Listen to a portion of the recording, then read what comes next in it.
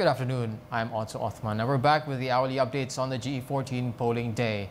Now first, let's head to Permatang Pau in Pulau Pinang and we cross over to Shafiqah Damanhuri, who has the live updates on the voting process there. Hi Shafiqah, how's the situation there?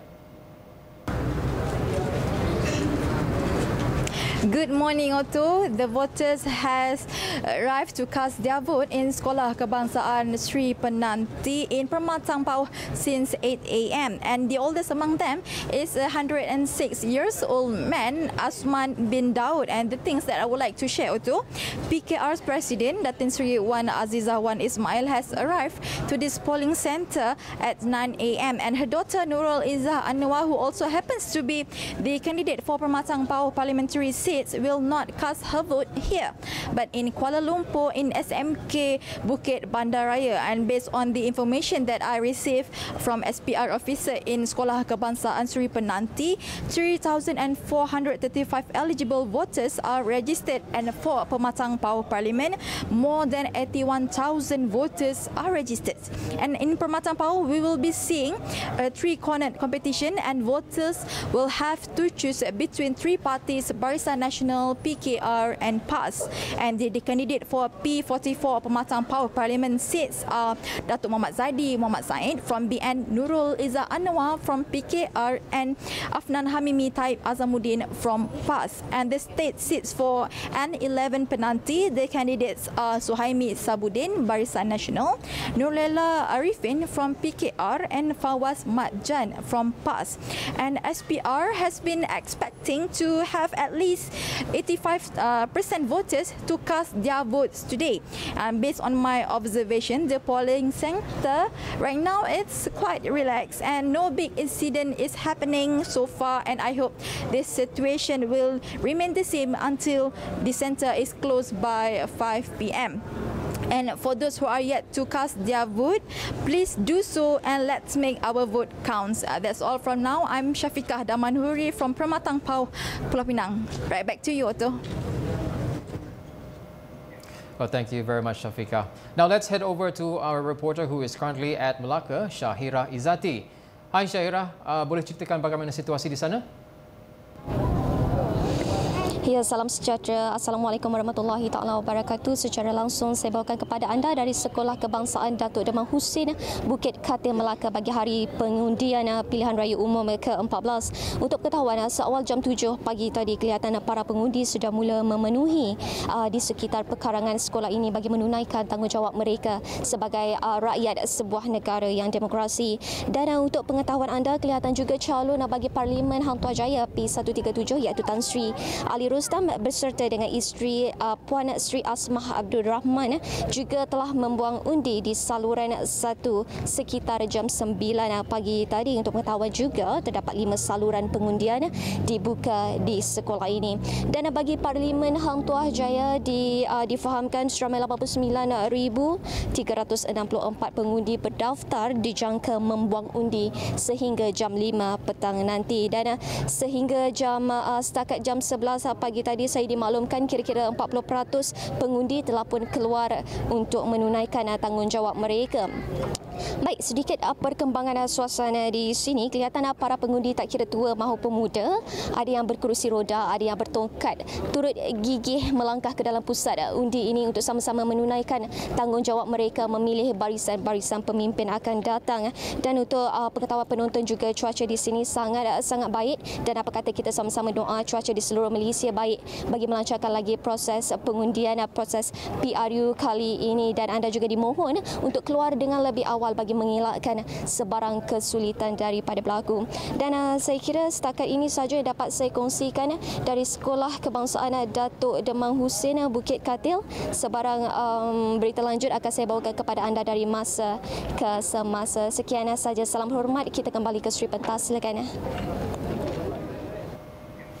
Terima kasih Syahira atas perkembangan itu.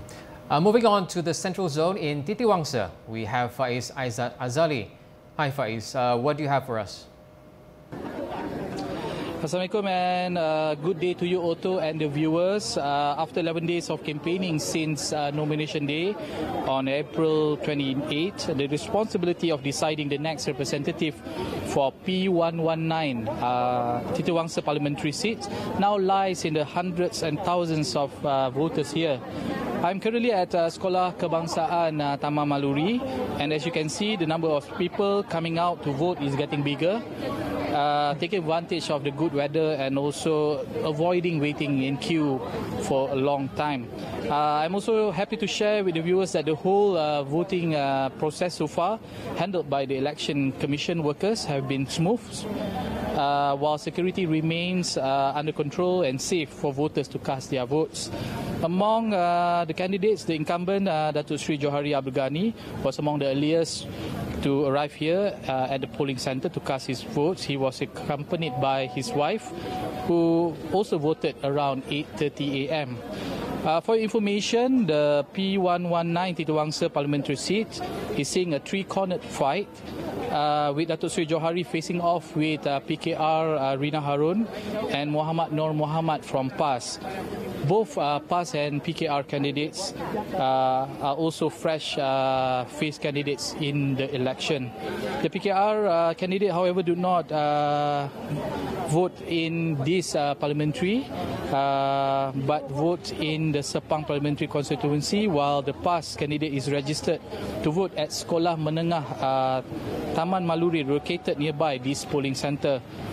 The Titiwangsa parliamentary constituency has over 61,000 registered voters.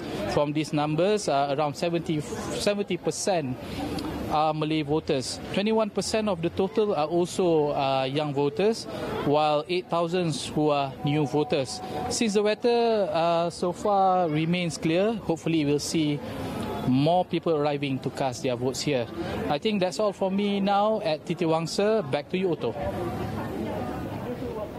Well, thank you very much, Faiz, for those insights. Now, further south in Johor, let's cross live to our reporter, Tan Zu Xuan, who is in Gelang Patah. Hi, Xuan.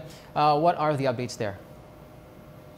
Currently at one of the polling centres for Iskandar Puteri parliamentary seat, DAP candidate Mr. Lim Kit Siang has earlier accompanied by candidate for Skudai, Mr. Tan Hong Peng, and also Mr. Zulkifli, who is contesting in Kota Iskandar. They have been visiting different polling centres as early as 8:30 in the morning, whereas for Barisan Nasional candidate Dato' Jason Teo, who is contesting in Iskandar Puteri parliamentary seat, has also arrived at the polling centre at Sekolah Kebangsaan Gelang Patah as early as 7:10 in the morning and voted at 8 o'clock in the morning. Right now, the situation at the polling centres seems calm and everything is done smoothly. And I guess that's all I can share right now. And I will share more updates once it is made available. That's all from me at Johor.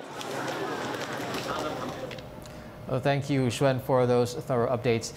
Now, Prime Minister Datuk Sri Najib Tun Razak has strongly condemned the cyber attacks on BN leaders and candidates by unknown parties using spam calls from overseas. He said in the latest post on his Twitter page that the spam calls have caused the affected handphones to be unusable due to the non-stop calls. A number of BN websites were also inaccessible, believed to be due to the cyber attacks.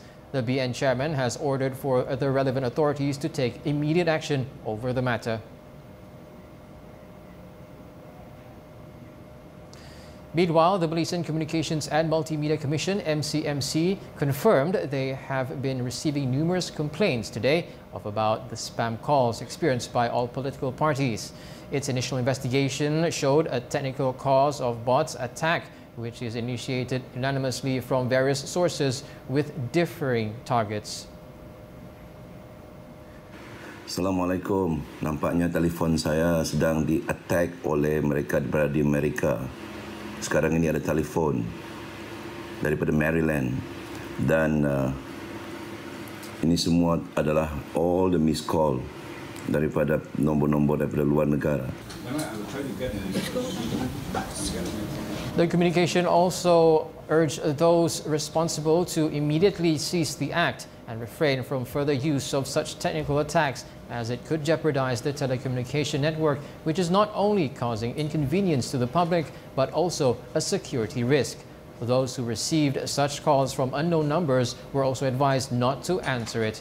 MCMC and the service providers are currently investigating the matter and will take stern action as provided by the law once they have identified those behind the cyber attacks. Among those who revealed they were affected by the spam calls were Barisan Nasional Strategic Communications Director Datuk Sri Rahman Dahlan and DAP Secretary General Lim Guan Eng. And that wraps up for now. Tune in. We'll have some updates live from the Election Commission in Putrajaya very soon. Later on at 2 p.m, we will bring you more updates on the GE14, so don't miss out. I'm Otto Othman. Thanks for tuning in and see you again.